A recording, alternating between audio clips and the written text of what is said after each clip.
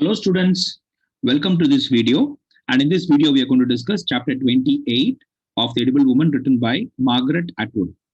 And before we proceed, let's just look at what happens in chapter 27 because 28 is a continuous action. The action continues where we left it in chapter 27.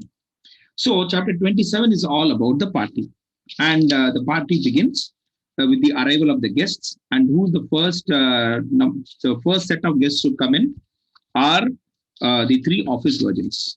Okay, this is what we saw, and then each office virgin comes in well dressed, and that is described there. And then we find the soapmen and soapwomen coming. That is the soapmen and their wives, the soap wives coming in. I use the word soap women. It is you can call them soap women or soap wives, and they start chatting with each other. And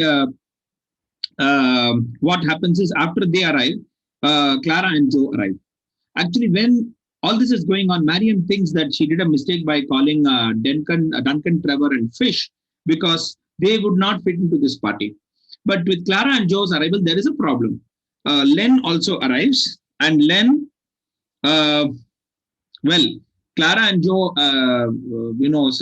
when they saw Len, actually Len goes to Clara and Joe's house, and Len looked very lost. And he told a story about a woman who was giving trouble. Actually, the woman who was giving trouble is Ainsley. So Joe and Clara decide to give him, to ask him to stay at their house for a day, for some days, because he's afraid of going to his apartment. Now, the problem is if Ainsley arrives, what is going to be the problem? But anyway, Len is kept busy by the three office virgins. And then Joe talks to Marion, and it is this talk that that really changes Marion's mind about Peter, because Joe feels that marriage destroys a woman's intellectual core. The intellectual core that she has built up so carefully through a university education gets destroyed by domesticity. So this over. After this pep talk by Joe to Marion, I should call it a pep talk because ultimately she's inspired to. Pep talk is where a talk which inspires you to do something positive, of course. But here, what happens? She's inspired to leave Peter. Anyway, so Ainsley enters, and Marion informs her that Len is there and he's drunk because he's not his normal self. So obviously he's drunk, and immediately Ainsley feels that okay, we are mature adults, so we will behave properly. There is both of them. There is both Ainsley and Len. But that the confrontation is going to take place later. So what happens is Ainsley is busy talking to the soapmen, introduce themselves to Ainsley, and Ainsley keeps talking to them. They get talking to each other, and then there is one other thing that happens. Trevor knocks on the door. So the other set of guests come: Trevor, Duncan, Fisher, and a lady student. Okay. So they come in. Duncan does not want to come in. He has his own reasons for not coming in. So Peter and Duncan do not meet. Okay. And he says that I don't want to meet because it's a bad thing. This thing is being expressed in chapter 21 also. Please check the video on that, where Peter and Duncan, if they meet each other, one will destroy the other. This is the thoughts that come into Marion's mind. Please check the novel. I'm not sure if I've mentioned in the video because please read the novel because there it's given in more detail. And then we see Trevor, Ainsley pushing Len towards marrying her, and Len reacting in a very, using unparliamentary language. He calls her all this, and finally, he says, yes, we are going to have a baby together, and this baby is going to. She makes a public announcement that we are going to have a baby together.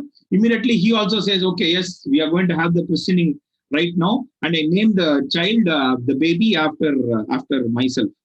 And he pours a beer over her. Immediately, Fisher acts like a gentleman, and he goes and he takes his sweater and he, helps to dry Ainsley. Now, why does Fisher act like this? There is going to be another scene in which Fisher comes and explains it there. See, remember, he is working with the womb symbols of Beatrix Potter. So that is why he goes and helps Ainsley, and there is another explanation also given later. So later in the novel, okay. So Marion the party comes back to normal, and Marion has a vision of the future in which she is able to see Peter but not herself. and she feels that she has no future with Peter. I mean, there's no relationship, there's no future for their relationship. So she wants to leave. And before Peter calls everyone for a group portrait, she tries to escape. She escapes very, uh, she goes, collects her coat from the bedroom and escapes. So, and this, she escapes precisely because she feels that Peter is acting like a hunter with his camera. And that flashlight in the camera will act like a, will sort of harm, harm her. She is the hunted and Peter is the hunter. This is the feeling that she gets. So with this, this is what we saw in chapter 27. Now let's look at what happens in chapter 28. Marian reaches the laundromat and Duncan is sitting slouched. Okay, slouched na avroda head kuda theriyala.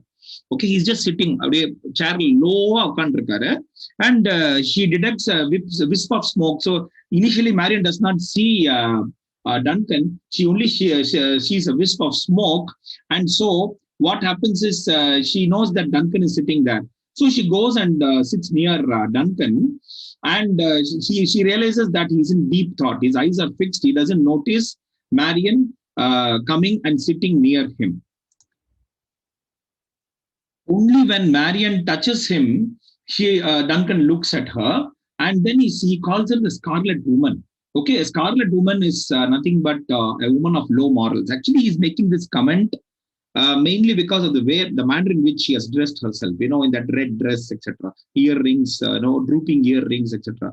And then he asks Marian, what is the time? He doesn't realize what's going on. So Marian does not have her watch because on Ainsley's suggestion, she had removed the watch because Ainsley had suggested that the watch does not go with the total effect. In the dress watch then so so immediately asks about the party. Why you don't have to be? Why you're not there at the party?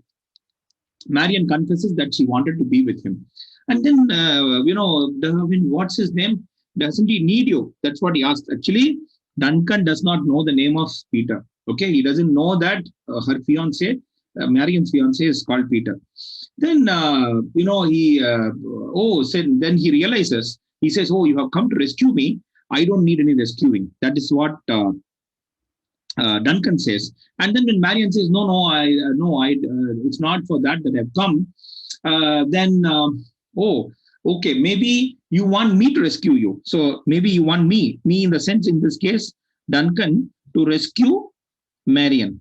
Then Marian says, "Let's not talk about, no one needs rescuing. Don't talk about all this. Actually, I have come. Let us go some other place. Let's not talk here." That's what Marian suggests. So Duncan says, "Why should we go anywhere? I mean, I like the laundromat. Let's sit and speak here." That's his suggestion. But then Marian indicates that she has accepted his invitation to consummate the relationship. The invitation that was given in chapter 21 when they were visiting the museum. This is the invitation that he gives. That he would like to discover whether he's a latent homosexual or a heterosexual. So Duncan realizes that tonight's the night. So that's what he declares. And then they start searching for places. He immediately says, "Okay, I cannot go to take you to my flat. Okay, that is out of the, that's not a possibility, and that is out of question." And then what about Marian's room? Because again, there is a problem. Peter and Ainsley may turn up there. Ainsley is going to turn up there at some point. Peter may come in search of her because she's left the party without announcing, without telling him where she's going. So Duncan suggests that, why don't we use one of the machines and hang the red dress outside? And well, she's not exactly happy to hear that. she thinks that's a silly idea. If you want to know how big a machine in a laundromat is, please watch the Mr. Bean show, in which he goes to a laundromat and he gets stuck in the dryer, and then finally that episode gets over. The episode it turns out they are huge machines, okay, in which a person can easily hide. So that is why he suggests one of the machines where they can have their liaison. Anyway, so then he says, "Okay, let us go in for a hotel. This is not going to work out. Hotel is the best place." But the point is, he will have to pretend that Marian is his wife when Duncan's appearance is that of a minor, a person who is hardly 15 or 16 years old. Again, this appearance gets mentioned many times in the novel, at least two or three times in the novel. Okay, so they go out, and immediately Marion realizes that she has no money on her. That is, she has not carried her purse. At best, she has an evening bag in which there is no money at all. So Duncan digs into his pockets, and he takes out a chocolate bar, wrapper, cigarette package, chewing gum, keychain. Actually, this itself is a study of his character, okay, of his personality, not his character, of his personality. Pumpkin seed shells, a piece of string, இதெல்லாம் எடுத்து பார்த்துட்டு அப்புறம் small change எடுத்து பார்த்துட்டு அப்பா எண்ணி பாக்குறாங்க. அப்பாடா, we have enough money for a downtown hotel. What do you mean by downtown is, downtown is a city center. Downtown is a term that is used in Northern America.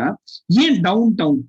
Because usually ஒரு water body, ஒரு C இல்லாட்டி ஒரு லேக்ல இருந்து தான், lakh, river, C, இதுல இருந்தா ஆரம்பிக்கும் city எப்பவுமே. Okay, so we can call downtown நமக்கு வந்து Paris corner, Sowcarpet, all that is downtown because it goes towards the sea, and something like Ambattur, Pattabiram is away from the sea. Okay, so that is uptown or the suburbs. Now we'll be more like the suburbs. So let us, if we have got enough money for a downtown hotel அப்படினா suggest பண்றான். So they go and they want to find a hotel where they can spend the night. So this is the initial plan. So the subway is closed and there are hardly any buses plying, okay, because it's quite late in the night. So they walk for a long time. They block after block, street after street. Again, the word block is an North American term. One block may be as small as a street and as big as a kilometer. Okay, so that is how things are. Again, you can search Wikipedia for that. And block after block, see office buildings are there, car dealers are there, and Marion then wonders what Peter would be thinking about, right now, because he would have noticed by now that she's missing, and then they would, search for her probably. Okay, I mean, definitely search for her. So Duncan says that he has not done this before, and Marion hopes that the hotel is not a dump, it's not a dirty, rundown hotel. So the first hotel that they check, which looks okay for their for spending a night, is the Royal Massey Hotel, but there the doors are closed. Then they try the Ontario Towers. The Ontario Towers and the O the letter has fallen off. Okay, so even this is one indication that this novel takes place in Toronto, because Toronto is in the province of Ontario, and Ontario Towers naturally. Okay, so that is how the name Ontario Towers comes. And this looks dingy and dirty. It looks dingy in the sense, DINGY. It means dirty and unattractive. So on the night clerk கிட்ட போய் பேசுறாரு Duncan. Okay, இங்க போய் நம்ம பார்க்கலாம்னா லாபில போய் நின்னுட்டு இருக்கா. So the night clerk is able to see Marion. So and then Duncan speaks to the night clerk, ஒரு மாதிரி whispers-ல பேசிட்டு திரும்பி வரான். சரி, என்ன சொன்னாங்க night clerk அப்படின்னு கேக்குறா, Marion கேக்குறா. And he says it wasn't that sort of place. நீங்களாம் வரக்கூடாது இந்த மாதிரி சொல்றாரு. So Marion is offended. ஐயோ, என்னடா அது நம்ம see. Anyway, so then they go to the Victoria and Albert Hotel, which offers beds for $4 a night. ஒரு நைட்டுக்கு $4 ஆஃபர் பண்றாங்க ஒரு room. So the night clerk Duncan கிட்ட பேசி சரி கன்வின்ஸ் ஆயிடுறாரு. And Duncan வந்து சேஞ்ச் யூஸ் பண்றதுனால 2-3 சேஞ்ச் கீழே விழுந்துடுது. It falls on the carpet when he is going to pay, and the night clerk looks at Marion with a leer. ஒரு மாதிரி அசட்டு சிரிக்கிறாரு. And immediately Marion droops her eyelids and acts as if she is a woman of low morals. And she thinks in her mind, சரி, இந்த லெவலுக்கு வந்தாச்சு, இந்த ரேஞ்சுக்கு வந்தாச்சு, I mean, we have accepted all this, so why don't I act as if I am someone like that? Okay, I'm someone of, let me play my part அப்படின்னு அவ யோசிக்கிறா மனசுக்குள்ள. So finally they get a room for the night. So they go to the room, which is almost the size of a large cupboard. There is a TV slot, bolted into the wall, which looks like a slot operated TV. Coin pota TV idu vara mari irukku. So it is a very cheap hotel, a hotel which does not have many luxuries. Okay, remember it's only $4 a night. Okay, so there is a chair, there is a bed, there is a dresser, and window ku velila or neon sign வந்து buzz ஆயிண்டே இருக்கு. Okay, Duncan admires an ashtray which is in the shape of a seashell. And, Marion wonders what would Peter say about this night about what she's doing right now. She has spent a night without telling Peter where she is. So the room was cold, and Duncan also looks at the girdle that Marion is wearing and calls it medieval, because girdles make a woman appear, make a person, not a woman exactly, but make a person appear thinner than what they are. And it usually leads to, actually, a girdle is, if I'm right, just check this, girdles, if not worn properly, can lead to hernia. So they consummate their relationship. Now, what is Marion's reaction? Please read pages. I mean, there is nothing, there is no graphic description there. So you can always, pages 319 and 320, in which her reactions are said. But the main point is Marion is frozen. She's not, sure about what she's doing, and she seems to be paralyzed. But since she has made this choice of coming out with Duncan, well, she goes ahead with that decision, with the action. Okay, so this is what happens in chapter 28. That we complete chapter 28. In chapter 29, again, we are going to, it happens next morning. We are going to see how Duncan and Marion's relationship is going to go further. And also, we'll find out whether Marion has completely walked out of Peter's house. The relationship is closed. Let us see whether this happens or not. We are approaching the end of the novel anyway. So let us look at what happens in chapter 28. Marion reaches the laundromat, so she runs. So laundromat without money, she runs towards the laundromat. Okay, so that is the assumption here. Naturally, she doesn't have any money, so how will she take a bus or a subway? So Duncan is sitting there, and he calls her the Scarlet Woman. She's not offended. See, Duncan has been making such comments about her on and off, and she's not offended at all, and that is very strange. And she gives an explanation for that. Okay, chapter 21. So Marion says that she wants to, she has accepted the invitation that he has made in chapter 21. So they search for they think about a place where they can go. Marion discovers that she has no money. She has not won the watch also, because on Ainsley's suggestion. And immediately Duncan digs up some money, and the subway is closed. Unfortunately, there are no buses, so they walk to a hotel, and finally they get a hotel of their choice. They go to the room, and they consummate their relationship. That is not given in much detail. The point is that Marion has walked out of the relationship that she has with Peter. Now she cannot, go back to Peter. But let us see what happens towards the end of the novel. We are now in chapter 28, 29, 30, 31. 3 more chapters to go, and we'll be through with the novel. Okay, students, thanks a lot. Please read the novel. I've given you the almost we are reaching the end. Start looking at it from an examination perspective. Best of luck and goodbye.